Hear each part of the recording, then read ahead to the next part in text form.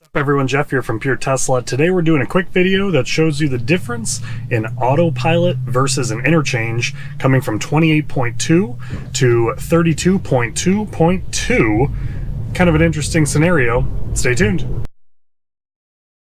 I take basically the same route to work every day, and it includes an interchange if you're familiar with the Chicagoland area, coming on 53 north, that 290 into 90 west. Now, it's a four-leaf clover interchange, so it's a tight one too. So if you don't get over and merge into 90 west, you're going to end up going back northbound on 53. Not ideal.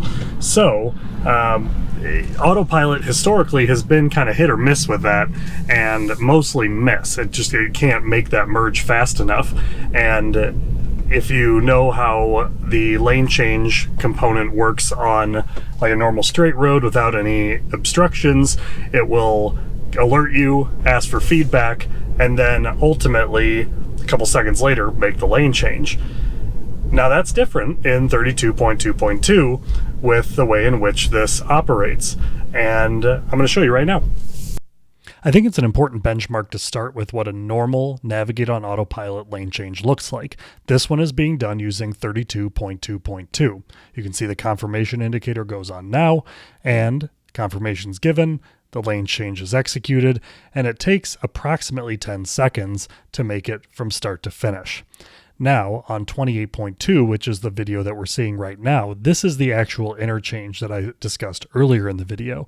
You can see that it comes up, there's a merge that has to take place, and the car's thinking about it, but ultimately I have to intervene in order to be able to move into that other lane of traffic before I would have ultimately taken the ramp up to the next road. Here it is on 32.2.2.